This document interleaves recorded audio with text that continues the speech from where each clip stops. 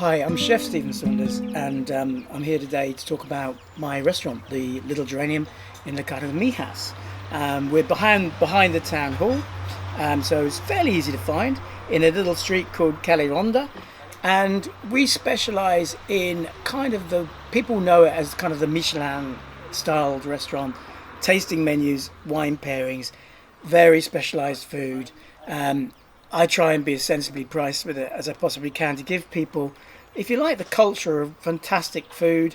I was Michelin trained, so I've come here to add a bit of that experience. I've been a chef for over 40 years, and I opened the Little Geranium in 2015, and it was a huge hit, and we've won all sorts of awards.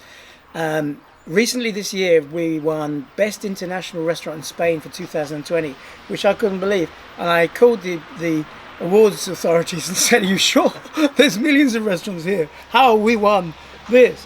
And they said, well, they have mystery shoppers, and they'd been all over the place looking at different restaurants, and ours ticked the box on so many different levels. It's kind of small, it's personal, it's individual, and it's totally unique, and we were really delighted with that award. But we also won Best Restaurant on the Costa del Sol, and we've also won Best Luxury Restaurant in Marbella.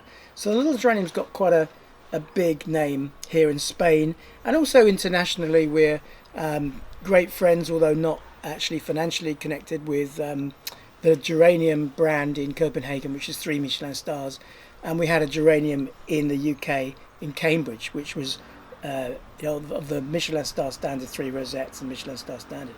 So that's my background. I'm not unhappy with the restaurant. I think it's fantastic, and I can't wait to get in, and I can't wait to get back, and I can't wait to get it open. But why in Spain can't we open?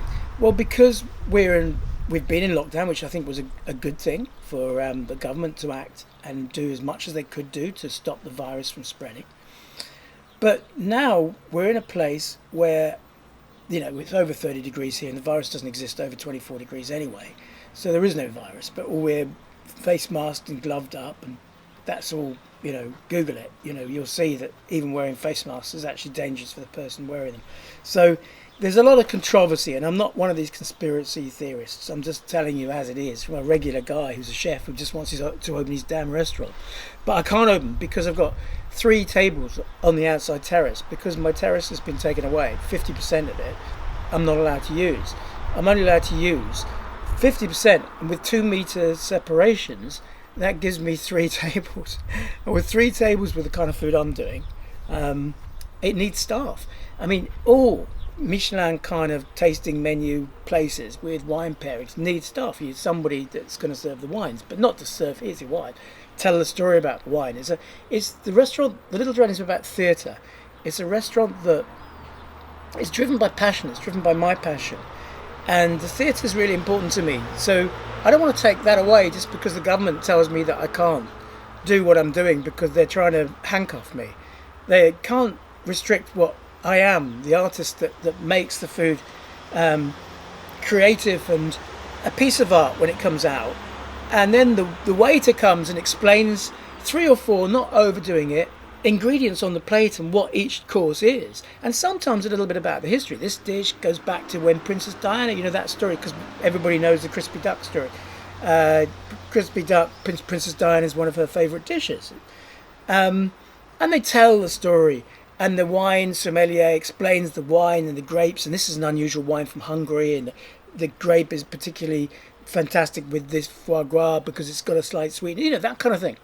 Did you know that this is fact, that if we added up COVID-19 deaths, influenza deaths, and respiratory problems deaths for 2020, it's less by about 10%, I think, from 2019 deaths of influenza and respiratory problems. So we had more deaths last year than we have this year.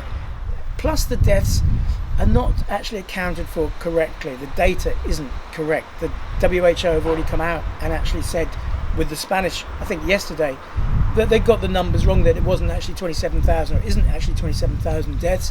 It's more like 20,000. It could be 25,000 at most, because when somebody is ill and dies in hospital, they generally put down as COVID-19 and not anything else.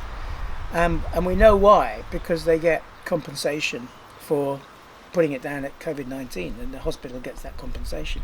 So it's easier if they died of influenza or if they died of a respiratory problem or thrombosis. It's easier to put COVID-19 and get your 30 grand or whatever it is instead of getting your 5 grand for thrombosis.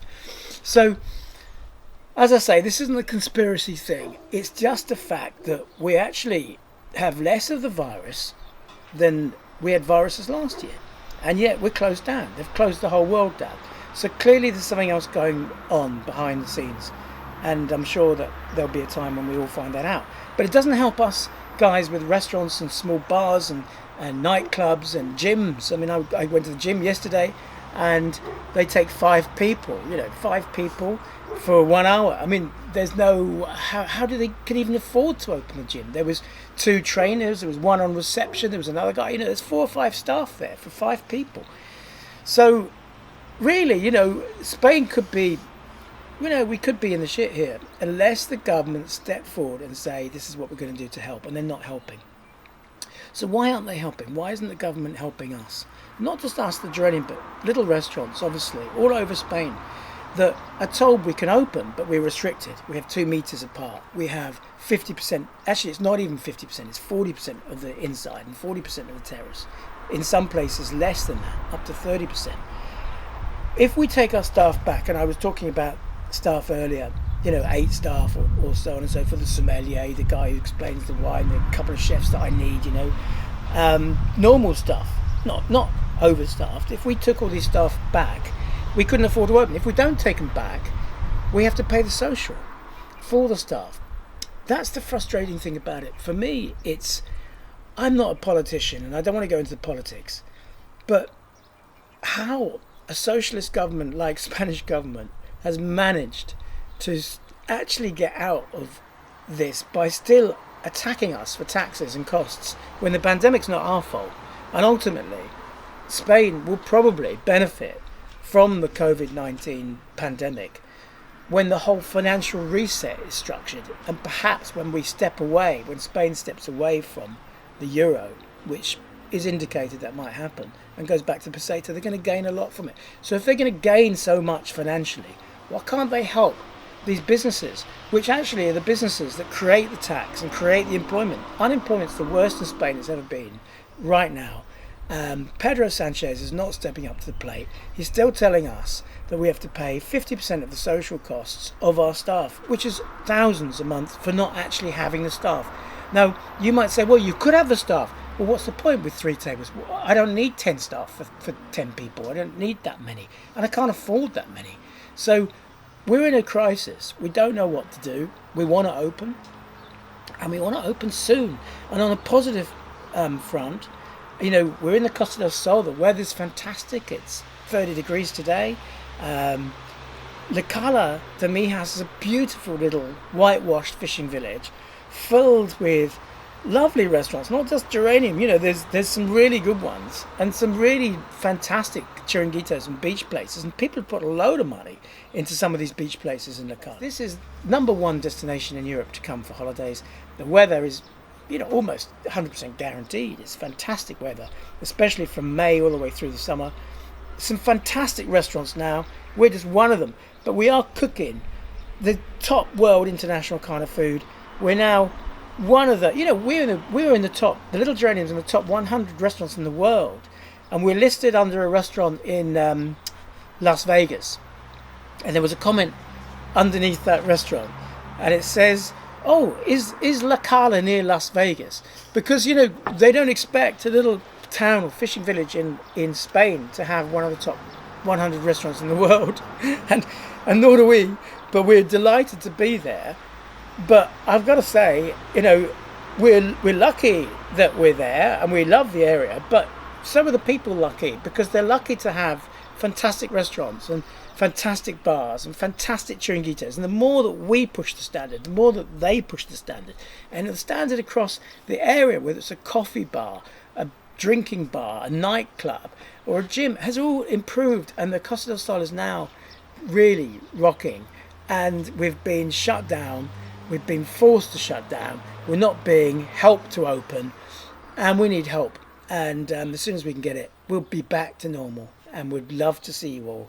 And I can't wait to get cooking. And I can't wait to get back in my kitchen. And I can't wait to start some of these new recipes. And it would be great to see you. You take care.